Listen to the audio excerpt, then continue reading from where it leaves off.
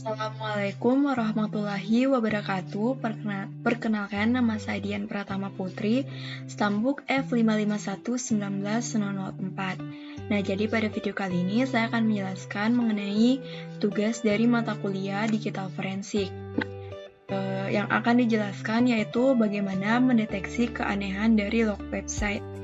Dari yang akan dijelaskan terdapat beberapa kriteria. Yang pertama itu saya akan menjelaskan terlebih dahulu cara mendeteksi log website dan tools apa yang digunakan untuk mendeteksi. Kemudian website apa saja yang akan dideteksi nanti, dan keanehan-keanehan apa yang didapatkan pada website dan solusinya untuk mengatasi keanehan tersebut. Selanjutnya, di sini cara mendeteksi dan tools yang digunakan. Jadi untuk mendeteksi, kita menggunakan tools OWASP DAP versi 2.12.0, di mana nantinya tools ini akan melakukan scanning otomatis pada website yang akan dideteksi. Nah, selain itu juga tools ini akan terhubung pada browser Mozilla Firefox. Bisa kita lihat di sini ada gambar mengenai tampilan dari Mozilla Firefox yang terhubung dengan tools DAP ini. Selain itu juga, tools ini nantinya akan menghasilkan scanning dari website yang dideteksi berupa alert yang terbagi menjadi 3, di mana dia akan terdiri dari high, medium, dan low. Nah, selanjutnya di sini ada tampilan dari tools yang kita gunakan, yaitu tools OWASP DAP. Kita lanjut ke slide berikutnya. Ya, baik, di sini website pertama yang akan dideteksi yaitu website dari SMA Negeri 2 Bungku, di mana website tersebut berisikan informasi-informasi mengenai sekolah tersebut. Dari hasil deteksi yang dilakukan, ditemukan 2 keanehan pada website tersebut. Yang pertama itu ada Content Security Policy Header Not Set, di mana itu merupakan lapisan keamanan tambahan yang membantu mendeteksi dan memitigasi jenis serangan tertentu, termasuk dengan cross-site scripting atau XSS dan serangan injeksi data. Dan keanehan yang kedua yaitu ada X-Frame Option Setting Malform, di mana header hadir dalam keadaan respon tetapi nilainya tidak di-setel dengan benar. Nah, dari 2 keanehan tersebut, kita mendapatkan solusi mengatasi keanehan tersebut. Yang pertama itu, untuk Content Security Policy, memastikan bahwa server web, server aplikasi, penyeimbang muatan, dan lain-lainnya dikonfigurasi untuk menyetel header kebijakan keamanan konten. Untuk mendapatkan dukungan browser yang optimal, kebijakan keamanan konten untuk Chrome 25+, Firefox 23+, dan Safari 7+. Kemudian X Content Security Policy untuk Firefox-nya itu 4.0+, dan Internet Explorer 10+. Dan X WebKit CSP untuk Chrome 14+, dan Safari 6+.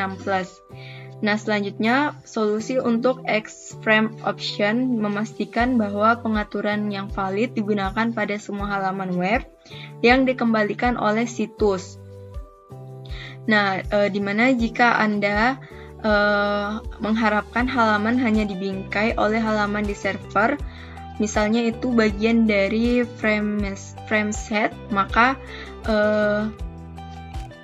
Anda akan ingin menggunakan sama origin. Nah, kemudian sebaliknya, jika tidak pernah mengharapkan halaman untuk dibingkai, harus menggunakan deny atau pertimbangkan untuk menerapkan arahan frame encasters kebijakan keamanan konten.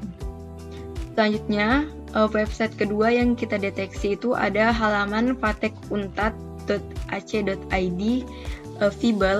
Jadi ini halaman Fibel. Di sini kita menemukan 2 keanehan.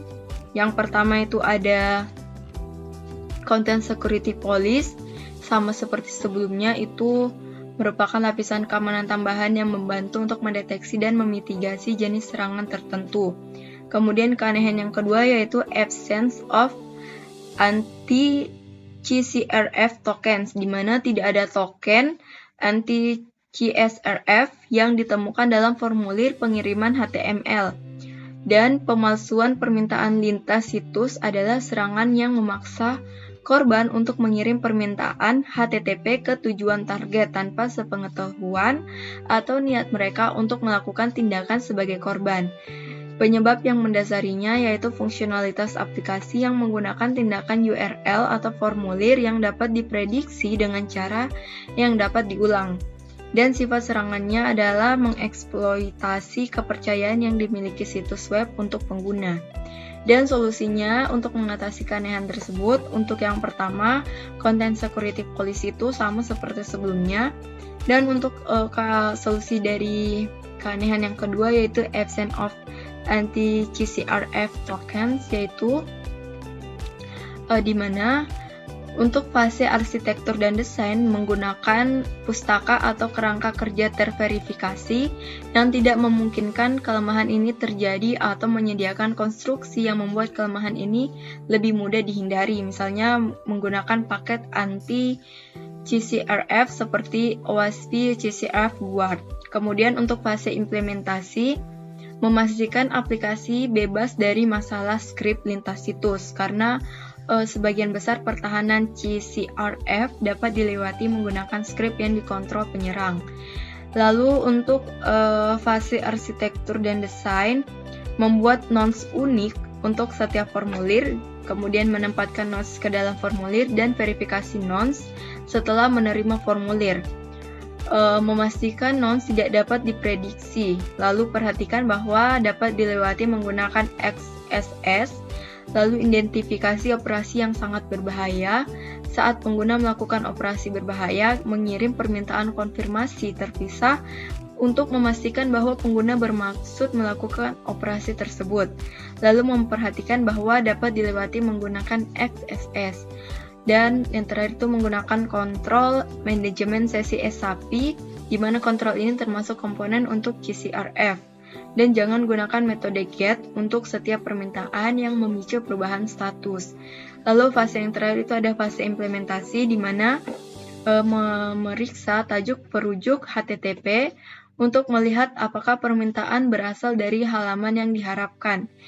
Ini dapat merusak fungsionalitas yang sah karena pengguna atau proxy mungkin telah menonaktifkan pengiriman perujuk karena alasan privacy. Nah, selanjutnya di website yang ketiga ini ada halaman UNTAD dari website UNTAD.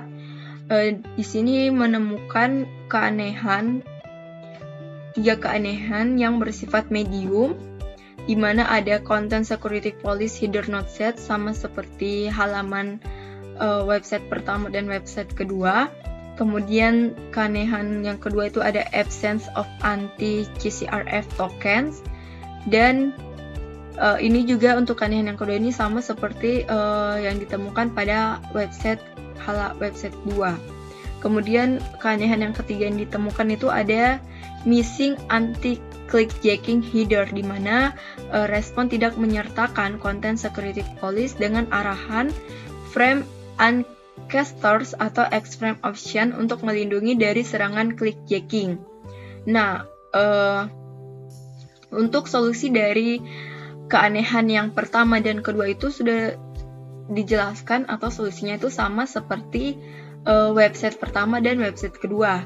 Nah, untuk solusi dari keanehan yang ketiga yaitu missing anti-clickjacking header itu dapat melakukan itu browser web modern mendukung header HTTP Content Security Policy dan X-frame option, di mana memastikan salah satunya di-setel di semua halaman web yang dikembalikan oleh situs atau aplikasi.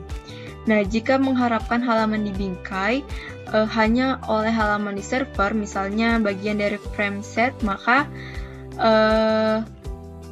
menggunakan sama origin. Namun sebaliknya, jika tidak pernah mengharapkan halaman dibingkai, maka menggunakan denied. Sebagai alternatif, pertimbangkan untuk menerapkan arahan frame encaster sebagai kebijakan keamanan konten. Nah, ini lanjutan dari slide sebelumnya, di mana ini solusi untuk masalah dari absence of anti-CCRF tokens. Ini juga sama seperti solusi dan keanehan yang didapatkan pada website kedua. Nah, selanjutnya di sini website ketiga yang dideteksi yaitu halaman Siat Untat, di mana terdapat 3 keanehan yang bersifat medium. Yang pertama itu ada Content Security Police, header not set. Yang kedua ada absence of anti-CCRF tokens. Yang ketiga ada missing anti-clickjacking header. Nah, jadi keanehan-keanehan yang ditemukan ini sama persis seperti keanehan pada website ketiga, yaitu website halaman Vatek Untat Fibel, dan otomatis untuk solusinya juga sama seperti keanehan yang ditemukan di website ketiga. Nah, website terakhir yang dideteksi yaitu website dari halaman Morowali, website dari Kabupaten Morowali, di mana website ini tentang informasi-informasi terkini yang ada di Kabupaten Morowali. Nah, di sini ditemukan 3 keanehan yang bersifat medium dan sama persis seperti pada keanehan-keanehan di website-website sebelumnya. Jadi ada Content Security Police, kemudian ada absence of anti-CCRF tokens, dan yang terakhir itu ada missing anti-clickjacking header. Jadi solusi-solusi yang digunakan untuk mengatasi keanehan tersebut juga sama seperti website sebelumnya. Nah, baik, itulah tadi penjelasan mengenai bagaimana cara mendeteksi log website dan tools apa yang kita gunakan, dan website-website apa yang kita deteksi, dan apa saja keanehan yang didapatkan dan solusi mengatasi keanehan-keanehan tersebut. Terima kasih telah menonton. Untuk lebih dan kurangnya mohon maaf. Wabillahi taufiq wal hidayah. Wassalamualaikum warahmatullahi wabarakatuh. Terima kasih.